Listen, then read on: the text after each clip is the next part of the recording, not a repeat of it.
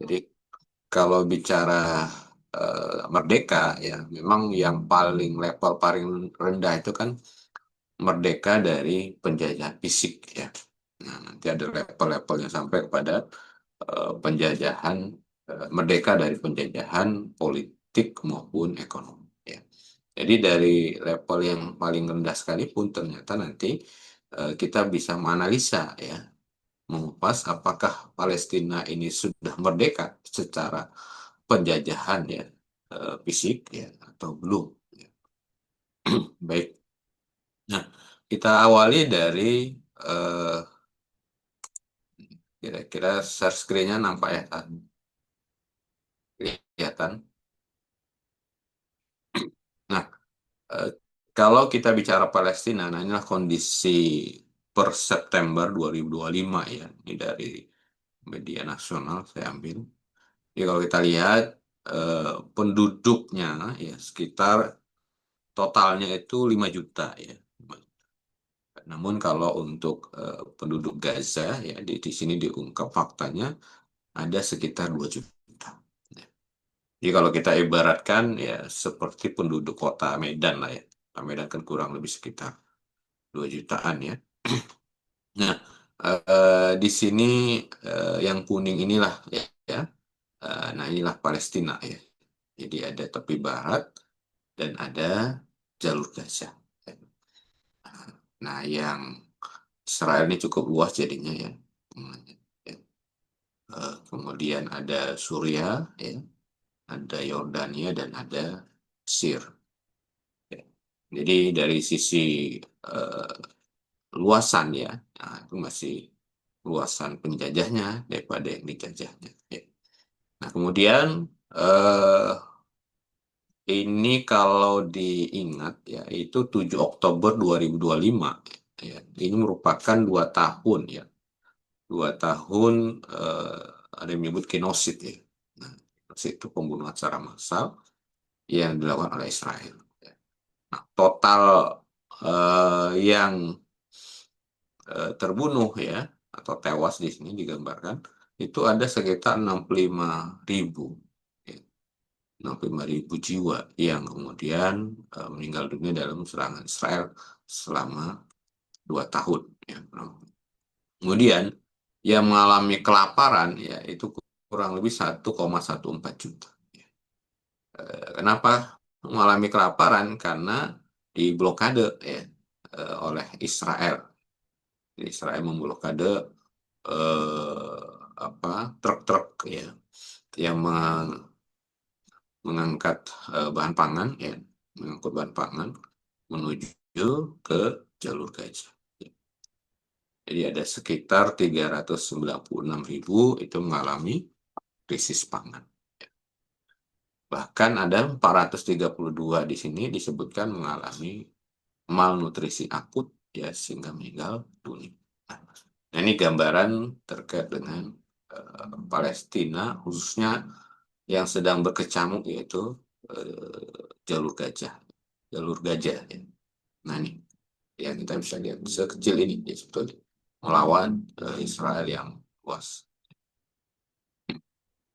Baik, nah kita bisa melihat bahwasanya pada tanggal 10 Oktober kemarin ya, itu sudah disepakati ya berkaitan dengan gencatan senjata ya eh, antara Hamas dan Israel.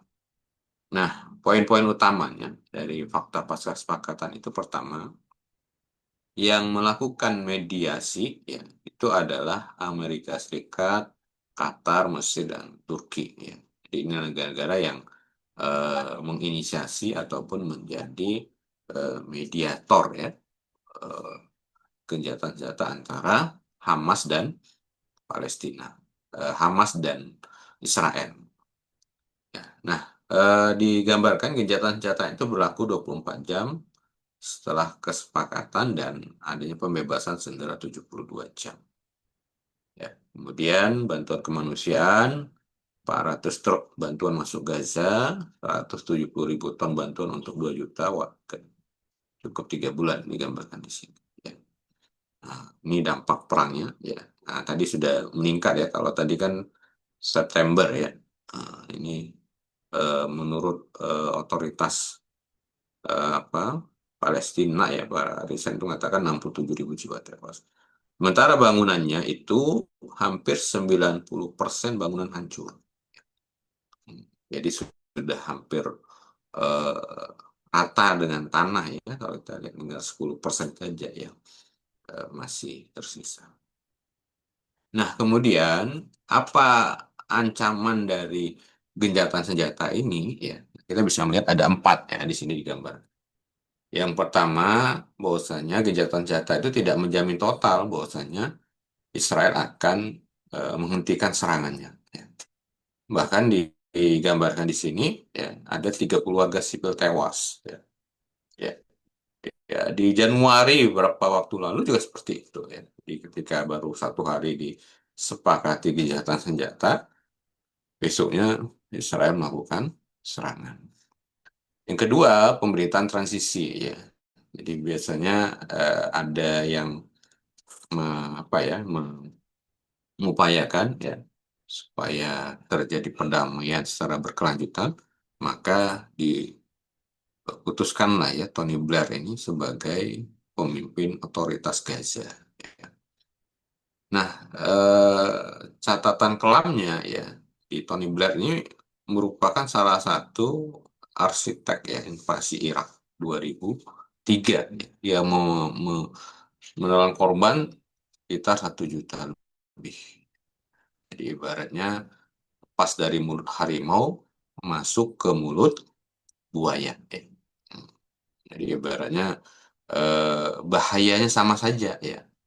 Jadi Muslim Gaza itu terancam ya. Yang sebelumnya mulut harimau ya ibaratkan Israel ya. Ini masuk ke mulut buaya ya. Yaitu Inggris ya. Ataupun otoritas sementara kalau digambarkan di sini. Nah, yang ketiga adanya pelucutan senjata ya. Jadi Amerika menginginkan Gaza bebas terorisme dengan target kelompok perlawanan seperti Hamas. Ya. Nah, baru setelah itu direncanakan apa yang disebut sebagai deradikalisasi. Ya. Nah, deradikalisasi itu intinya bagaimana agar umat Islam ya atau Muslim Gaza di sana itu tidak punya semangat jihad. Nah, intinya seperti itu ya. Kenapa? Karena tadi jihad dianggap bagian dari tema yang sering diajarkan oleh gerakan-gerakan radikal atau gerakan-gerakan teroris. Ya. Kemudian yang keempat, pasukan asing ya. Tidak akan ada pasukan asing ya International Stabilization Force ya, termasuk Indonesia juga kan siap ya mengirimkan pasukan perdamaian ke Palestina ya, untuk mengamankan. Nah, tapi ternyata kendali keamanan Gaza itu berada di kekuatan asing. Jadi mirip seperti apa ISIS ya. ISIS sebelumnya juga kan secara keamanan itu masih dikendalikan oleh asing. Itu juga Afghanistan ya beberapa waktu lalu. Ya, bisa. Nah, dan ini menunjukkan bahwasanya pastinya ini tidak berpihak pada umat Islam. Ya. Kemudian ditawarkanlah ya apa yang disebut sebagai solusi dua negara. Nah, makna lain dari solusi dua negara ya, dalam buletin ini dianggap itu bagian dari legalisasi perampasan tanah. Ya. Legalisasi itu artinya pembenaran ya secara hukum ya terhadap perampasan tanah. Jadi eh, penjajah atau perampok itu dilegalkan gitu istilahnya. Ya. Jadi legal. Ya, ibarat kalau kita contohkan ibarat minuman keras lah kan. Minuman keras itu kan dilegalisasi. Ya. Legalisasi. Ilegal dia ketika tidak ada izin ya, tidak ada eh, peredarannya, tidak ada izin edar sebagainya. Atau bahkan dianggap sebagai apa minuman eh, daerah tertentu kan itu ya. Itu bagian adat ataupun minuman lokal dan sebagainya. Ya, penguatan lokal. Eh, nah ini yang kita bisa perhatikan. Ternyata solusi dua negara ini pada intinya sebetulnya adalah melegalkan yang namanya perampasan tanah. Nah, apa kritik kita terhadap solusi dua negara ini? Pertama, ya tadi adanya pengakuan bahwasanya Israel itu ya, merampas tanah Palestina. Nah, ini bertentangan dengan hukum Islam. Artinya hukum Islam ya jadi disebutkan ya di bawahnya itu bahwasanya itu milik umat Islam. Ya tidak boleh diserahkan kepada penjajah, tidak boleh diserahkan kepada kafir penjajah. Dan pemilikannya itu dimulai sejak era Khalifah Umar bin Khattab. Ya. Kalau tidak salah ada pemimpin Nasrani ya yang itu menyerahkan kunci kepada eh, Khalifah Umar bin Khattab ini ya untuk ya menyerahkan tanah Palestina ini kepada eh, Khalifah Umar. Kemudian sikap pemimpin Arab ya kita bisa mengkritik di sini. Nah ini dukungan. Nah, dukungan itu sebetulnya kata lainnya adalah bentuk ketundukan. Ya. Artinya mereka tunduk kepada apa yang menjadi agenda dari kafir penjajah. Kemudian mengabaikan kewajiban menolong sesama Muslim. Ya. Ini poin yang ketiga ya. Kemudian yang keempat, apa dasarnya? Ya, yaitu barang siapa melantarkan muslim dizolimi, Allah akan menelantarkan. Ya. Dia ada larangan bagi kita untuk menelantarkan saudara kita, saudara seakidah. Baik para jamaah yang dirahmati Allah, ya para pemirsa Medan Beriman channel ya, yang semoga tetap dalam kondisi istiqomah ya dalam perjuangan melanjutkan kehidupan Islam. Kemudian pandangan Islam ya. Nah, Islam memandang bahwasanya sekali lagi adanya kewajiban jihad ya untuk membebaskan Palestina. Ya. Kewajibannya apa dasarnya? Ya, salah satunya pendapat ulama ya. Pendapat ulama tentulah berdasarkan kepada ya Quran Surah Al-Baqarah 190 ya. Itu perangilah jalan Allah orang-orang yang merangi kalian. Ya. Nah, bila kafir, ya, jadi Ibnu Qudamah menjelaskan, bila kafir menduduki negeri Muslim, wajib memeranginya. Nah, jika tidak mampu Muslim tersebut, maka kewajibannya meluas ke Muslim sekitarnya. Ya. Jadi namanya fardu kifayah istilahnya kan. Jadi kalau diserang, ya, kaum Muslimin yang diserang itu fardu ain bagi mereka untuk melakukan pembelaan. Bagi kaum Muslimin yang lain, itu fardu kifayah. Dan gitu. Tapi fardu kifayah itu bisa berubah menjadi fardu ain ya tadi ketika penduduk yang diserang itu tidak mampu. Itu juga pandangan dari uh, Syekh Nawawi ya. Seluruh muslim wajib berkorban jiwa untuk membebaskan negeri yang dikuasai kafir. Baik, kemudian uh, jihad itu juga bagian dari implementasi ya penerapan dari kasih sayang sejati kita. Jadi kalau kita sayang kepada penduduk Muslim Gaza, ya sebetulnya disitulah jihad di sabilillah, jihad di jalan Allah kan, jihad di jalan Allah. Ya saja memang kita Gitu tentu depan kita. tidak Dari bisa dalam masa ya, depan mau jumpa adiknya Bang Subuhan ngasih buku. ya, ya. Jadi kita tidak apa juga ada yang namanya fikih jihadnya. Jadi tidak semata-mata semangat doang ya, semangat untuk jihad, tapi tentu ada fikih jihadnya. Ya. Kapan kewajiban itu sampai kepada kita, ya tadi ya tentu kewajiban itu kan dijalankan kepada orang-orang yang punya kemampuan, ya terlebih dahulu. Siapa yang punya kemampuan? Ya kalangan militer dari kaum muslimin kan. Atau yang punya kemampuan untuk menggerakkan militer. Ya. Itulah kewajiban paling prioritas yang harus diutamakan oleh penguasa dan juga pasukan kaum muslim. Jadi bukan dengan mengakui keberadaan negara Zionis ya. Jadi ketika negara Zionis itu diakui, maka sebetulnya itu menunjukkan ya ketundukan tadi kan. Ya, kita berada dalam posisi eh, posisi ya lemah ya, posisi yang eh, terjajah betul secara kekuasaan. Jadi solusi yang pertama jihad, nah solusi yang kedua adalah khilafah Islam.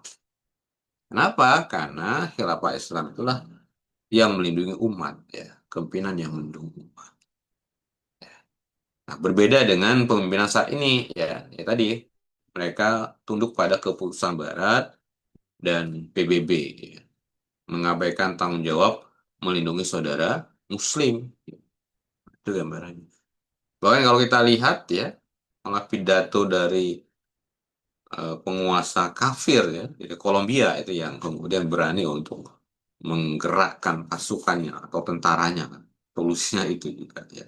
Tapi tadi eh, ya tentu kan hambatan tantangannya itu kan besar. Nah sekarang pertanyaan berani tidak untuk menyatakan ya kan bahwasanya sekedar mengatakan bahwasanya penguasa penguasa Israel itu telah melakukan eh, ya penjajahan ya kan ya, perampasan hak dan sebagainya.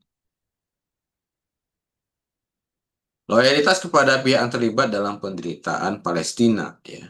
Nah ini juga loyalitas itu kan loyal ya, menunjukkan ketundukan, ketaatan kepada pihak yang terlibat dalam penderitaan Palestina. Jadi justru mereka berada dalam posisi untuk mengikuti apa maunya Israel atau apa maunya Amerika yang dibalik Israel. Nah ini yang kita bisa perhatikan kritik kita kepada kepemimpinan penguasa ya, penguasa negeri kaum muslimin. Nah, kenapa khilafah sebagai solusi? Karena pertama, khilafah itu punya fungsi menjadi perisai, ya, menjadi pelindung ya, yang bisa menyatukan negeri Muslim. Kemudian, kepemimpinan global yang melindungi umat. Ya. Jadi, kita punya satu pemimpin untuk seluruh umat dan diwajibkan oleh syariat Islam. Nah, itu fungsi khilafah. Jadi, fungsi khilafah kalau kita kerucutkan itu pertama dia ukhuwah kan dia. Jadi ukhuwah ya karena dia tadi menyatukan negeri kaum muslimin. Yang kedua dia syariah ya. Kepemimpinan global yang mendukung umat diwajibkan oleh syariat Islam. Ya. Jadi selain ukhuwah ya, jadi ukhuwah yang hakiki itu adalah ketika kita merasa menjadi bagian kaum muslimin yang sedang menderita dan melakukan pembelaan terhadap kaum muslimin yang dijajah. Nah, itu ukhuwah yang hakiki, ukhuwah yang sejati. Baru yang kedua tadi adalah syariah. Ya. Di syariah artinya khilafah akan melindungi umat ya karena tuntutan dari syariah. Yang ketiga itu adalah dakwah. Dakwah artinya khilafah akan menyebarluaskan Islam ke seluruh penjuru dunia. Kalau terjadi hambatan-hambatan fisik ya dalam penyebarluasan itu, maka di sini dikatakan perlunya jihad tadi, ya, perlunya jihad bisa mengusir penjajah dan negeri Muslim, menjaga kehormatan, harta dan jiwa umat Islam sedunia. Nah ini yang menjadi peran dari khilafah tadi. Ya. Nah, tentu bayangkan kalau kaum muslimin itu menyatu ya dalam satu pasukan besar ya. Eh, tentu tadi kalau kita bisa lihat eh, ya Mesir, Yordania, Suria ini Ini yang terdekat kan dari Palestina ya, tentu bisa mengusir Israel. Masa 4 lawan 1 tidak sanggup kan? Ada Mesir, Palestina, Suriah sama Yordania. Ini saja yang terdekat saja, saya bisa yakin bisa menghilangkan atau mengusir Israel. Nah, pertanyaannya tentu ya tadi adanya kekuasaan-kekuasaan yang terjajah, ya. Kekuasaan-kekuasaan yang itu menjadi agen-agen dari kafir penjajah. Baik, para jemaah yang dirahmati Allah, jadi inilah solusinya ya. Hanya dua ya, jihad dan khilafah. Baru Palestina bisa merdeka. Ya tadi, kalau di leveling ya, kalau diderajatkan, level paling rendah itu kan merdeka dari penjajahan fisik ya. Nanti level paling tinggi tingkat penjajahan itu adalah penjajahan secara politik ya, atau secara ekonomi. Jadi kita ingin bebaskan atau memerdekakan Palestina tidak hanya secara fisik ya, tapi tentu juga secara politik, secara ekonomi, ya, secara budaya ya. Ini menjadi tanggung jawab kita sebagai umat Islam. Ya tentu dengan menyampaikan solusi hakikinya hanya dua, yaitu jihad dan khilafah. Nah ini yang penting, poin penting ya perlu kita sampaikan di tengah-tengah umat ya, bagi yang sudah paham punya kewajiban memberi pemahaman.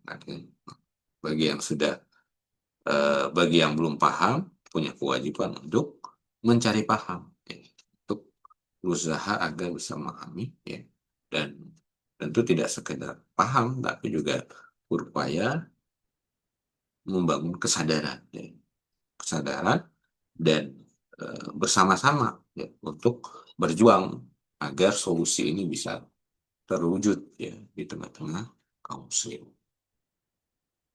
Ya. Baik, para jamaah, para peserta bedah buletin kafah ya, edisi berapa tadi, Pak?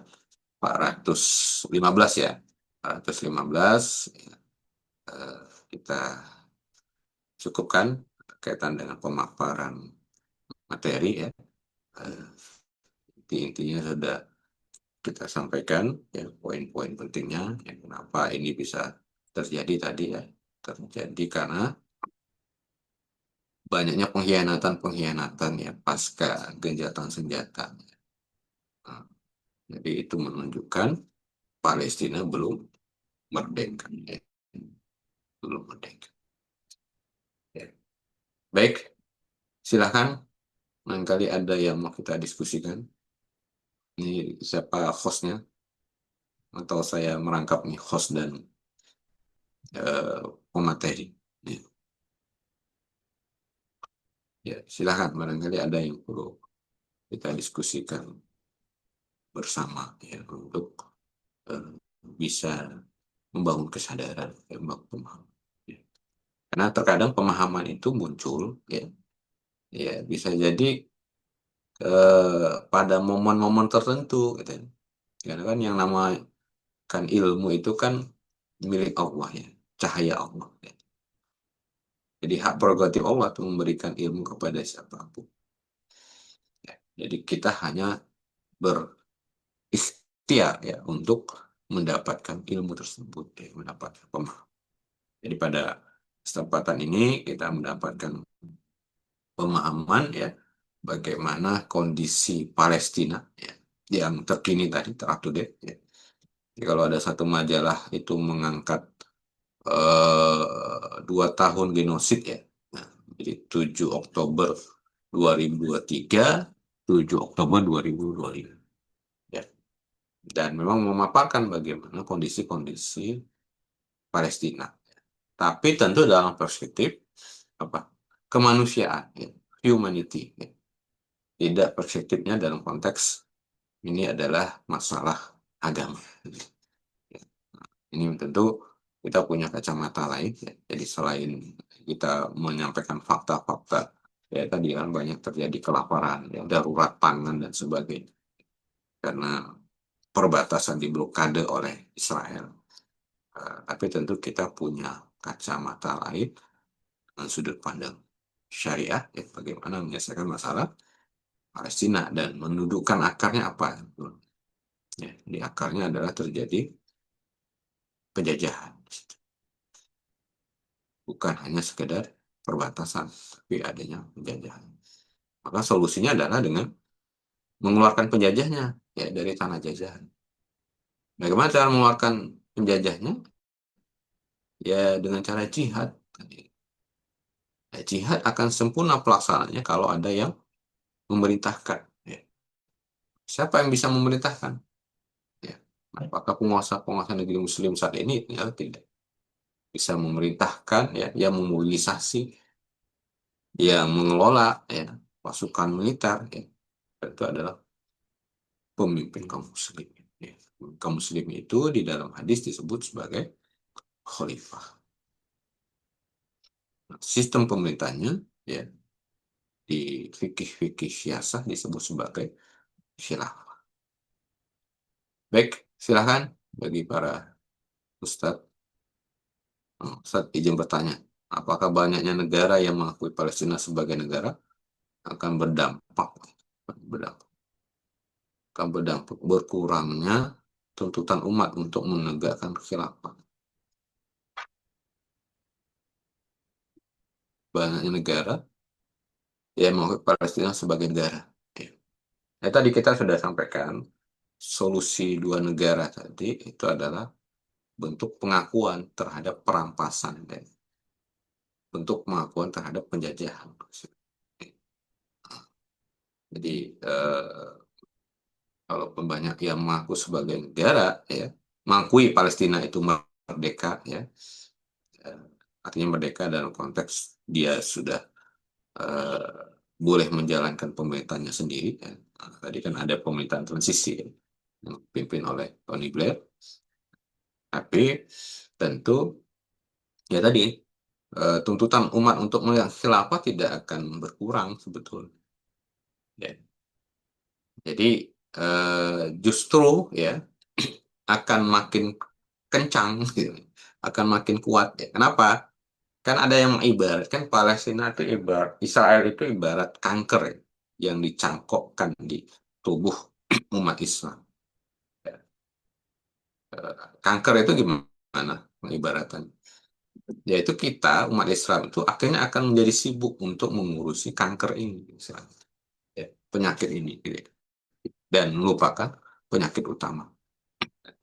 Jadi kalau ada negara yang mengakui Palestina sebagai negara, ya, dari satu sudut pandang tadi, itu sebetulnya pengakuan terhadap Israel, kan, kebanyakan.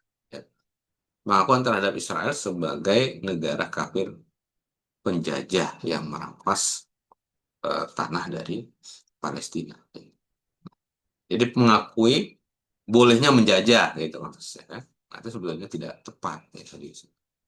Itu ancaman sebetulnya. Jadi tuntutan umat untuk menegakkan khilafah tidak akan berhenti, ya, sampai khilafahnya tegak. Ya. Jadi sampai negara yang bisa menyatukan negeri kaum muslimin dengan tiga substansi tadi, ya, tiga tiga inti yang ingin dijalankan, ya, yaitu ukhuwah, syariah, dan dakwah, kan. Ukhuwah, ya, tadi bisa jadi makin kokoh tidak, ya, ketika banyak mengakui dan sebagainya. Tapi eh, dorongan mereka mengakui itu kan bisa kita teliti, bisa kita lihat, itu kan bukan karena dorongan keislaman, gitu, ya, tapi dorongan tadi kemanusiaan, humanity, gitu. Ya, jadi pengakuan mereka kan dalam konteks humanity, ya, kemanusiaan. Bukan dorongan karena ini diwajibkan oleh Al-Quran, kita harus menolong saudara kita, ya, kita harus berjihad mengusir penjajah. Jadi dorongannya bukan karena dorongan syariah, tapi dorongan humanity tadi, kemanusiaan. Nah, yang kedua syariah. Ya, pertanyaannya syariah apakah sudah diterapkan secara menyeluruh belum? Kalau belum ya tadi tuntutan itu harus terus disuarakan ya. Nah, yang ketiga dakwah gitu ya. Apakah negara-negara yang mengaku Muslim atau mayoritas Muslim itu politik luar negerinya dakwah dan jihad? Kalau belum ya itu harus segera kita sampaikan kan, harus kita wujudkan negara yang betul-betul tadi ya. Intinya kan ukhuwahnya sejati ya, ukhuwahnya hakiki, syariahnya 100%, dakwahnya lebih gaspol istilah sekarang kan, lebih kencang ya untuk menyampaikan di tengah-tengah. Jadi dakwah itu kan kalau kita kerucutkan ada dua, dakwah ilal Islam dan dakwah apa? Li istinabil hayatil Islamiyah istilahnya. Nah, dakwah ilal Islam itu menjadi tanggung jawab utama negara nanti kan, bagaimana mengajak orang-orang di luar Islam agar mereka bisa masuk Islam. Nah, bagi yang sudah Muslim, dakwahnya lakukan dengan istilah hayat Islam, melanjutkan kehidupan Islam, menyadarkan mereka bahwasanya mereka punya kewajiban untuk mewujudkan Islam kafah. Baik, itu saat. Terus izin bertanya Ustaz, kenapa bisa semua negeri Muslim takut dengan Amerika ya Ustaz? Kenapa kira-kira? Karena ya negara nomor satu kan gitu, polisi dunia istilahnya. Pasti ditakuti. Yang kedua ya secara ekonomi, secara politik, ya kan. Dia punya kekuatan. Ya.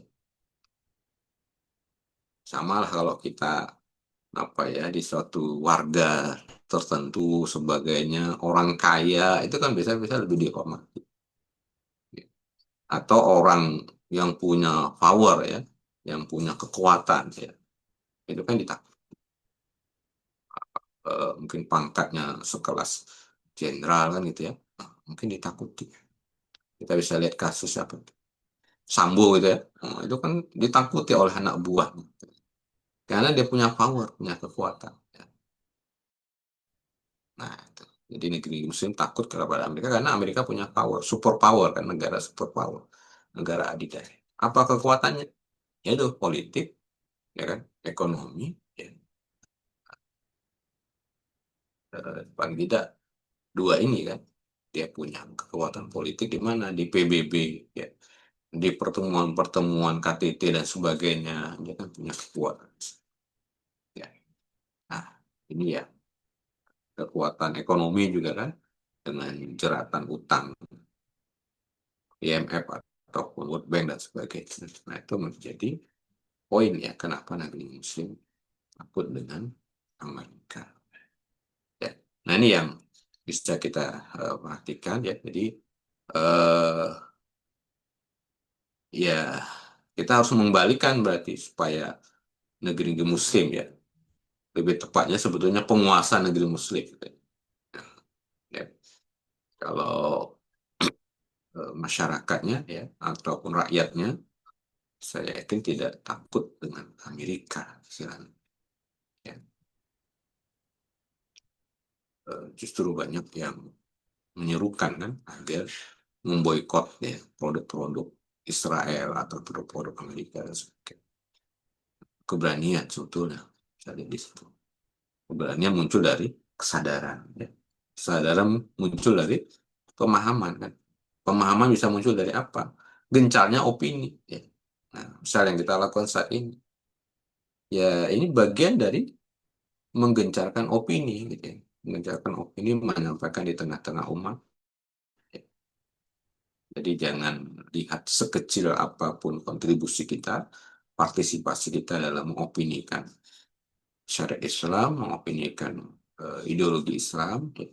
Insya Allah itu dicatat kan oleh malaikat ya. Dan ya tadi ibarat kita memberikan apa ya puzzle ya. Jadi kalau puzzle-nya berserakan kemudian kita menempelkan satu puzzle ya, sehingga nanti yang lain juga menempelkan puzzle-puzzle yang lain, ini akan terbentuk satu ya, gambaran yang utuh ya terkait dengan Islam. Nah ini jadi bagaimana memunculkan tuntutan-tuntutan kepada penguasa negeri kaum muslim ini agar mereka mau menyadari yang perlu ditakuti itu adalah Allah, ya, bukan Amerika. Itulah pemahaman tawakal di situ ya. Jadi kan ada yang mengibaratkan ya, tawakal itu kan ibarat backing ya, pelindung. Ya. Kalau kita punya backingnya camat, kemudian teman kita punya backingnya apa di atas camat, wali kota ya, atau gubernur ya, pasti kita meper istilahnya. Pasti kita juga takut istilahnya. Ya. Ternyata kita punya backing lagi. Backing kita adalah anaknya presiden. Gitu. Ya, anaknya presiden sekarang ya. Nah, ya. Misalnya kita punya backing itu. Ternyata kawan kita atau lawan kita punya backing yang lebih tinggi lagi. Anaknya presiden Amerika kan. Mana kira-kira yang lebih berani? Tentu yang punya backing anaknya presiden Amerika. Atau saya anaknya ada nggak? Nah, itu gambaran yang bisa kita. Tapi kalau kita punya anggarkan apa istilahnya? Anggaran backing ya. Oh, backing saya Allah gitu ya. Ya, pasti yang backingnya anaknya presiden Amerika akan ciut ya istilahnya. Ya. Nah, itu pertama harus diluruskan akidahnya ya kan, direvisi teologis lah istilahnya terkait dengan pemahaman tawakal gitu. Ini memang perlu dikuatkan dari siapa backing kita istilahnya. Kalau cuma backingnya apa bintang satu ya kalah dengan yang bintang dua kan, kalah dengan yang bintang empat, apalagi backingnya bintang tujuh ya. Bintang tujuh berarti sering pusing gitu ya. Nah backingnya harus Allah kan. Ini gambaran bisa melihat jadi secara faktual kenapa penguasa negeri muslim itu takut ya tadi, karena yang dihadapi adalah negara superpower, negara yang punya kekuatan lebih, yang bisa menggerakkan pasukan, yang bisa memboikot ya, yang bisa melakukan eh, ya penghentian ekspor dan sebagainya, ketakutan ya, ya dolar mereka kuasai istilahnya, mata uang dunia mereka yang menguasai ya itu banyak yang khawatir deh. Konon kabarnya kenapa apa Irak ya, Irak diserang itu ya, salah satu informasinya karena Saddam Hussein pada saat itu tidak mau pakai dolar lagi untuk menjual beli minyaknya kan. Jadi Amerika bisa gunakan segala cara untuk bisa melakukan ya, menunjukkan hegemoni, menunjukkan kepongahan kekuasaannya. Baik, ini para ustadz ya, para jemaah bedah buletin kafah edisi berapa di 415 ya, kaitan dengan Palestina belum merdeka ya. Ya, tadi merdeka level 1 aja juga belum kan. Level 1 dalam arti secara fisik ya, merdeka secara fisik ya. Apalagi level yang paling atas tadi ya, merdeka dari penjajahan secara politik ya. Jadi fisik sudah dijajah, secara politik juga pastinya dijajah. Ya. Nah ini tentu eh, kita lah ya yang sudah menyadari bahwasanya solusinya tadi hanya dua. Kenapa harus jihad? Ya, karena ya tadi akar masalahnya adalah adanya penjajah. Nah, solusi untuk penjajah itu adalah diusir. Cara mengusir penjajah dengan cara apa? Ya, dengan cara memeranginya kan. Apakah mengusir penjajah itu dengan cara diplomasi ya? Itu jarang bisa tercapai apa, penyelesaian. Nah, siapa yang bisa menggerakkan pasukan untuk mengusir penjajah? Ya, sudah kita bahas. Hanya pemimpin ya yang punya keberanian, yang punya kekuatan ya, tawakalnya luar biasa tadi, supaya dia tidak takut kepada negara-negara superpower. Ya. Siapa yang punya konsep tawakal yang paling kuat, ya, konsep tawakalnya yang dia merasa backingnya adalah Allah, ya, pelindungnya adalah Allah, hasbunallah wa ni'mal wakil kan. Nah, itu adalah khalifah. Ya. Nah, khalifah itu adalah pemimpinnya. Nah, sistem pemimpinnya itu pimpinannya ya ulama ya menyebutnya dengan khilafah ya. Ya ini dari hadis-hadis Rasulullah SAW. Baik, silakan. Apakah ada yang mau kita diskusikan kembali ya para jemaah yang dirahmati Allah untuk materi bedah buletin kafah edisi 415 ya. Edisi 415 dengan judul uh, Palestina belum merdeka.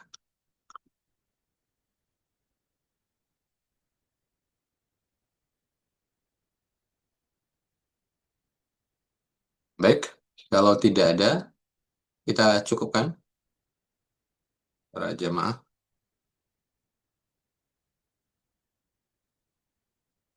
Ya, kalau tidak ada, sekali lagi ya, jadi masalah Palestina adalah masalah penjajahan, bukan sekedar masalah perbatasan, batas-batas negara, ya, tapi ini adalah masalah penjajahan, perampasan tanah.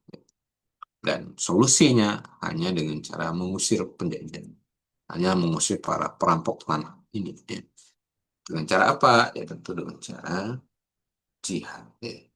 Islam telah memiliki fikih jihad. Ya. Islam telah memiliki hukum tentang jihad.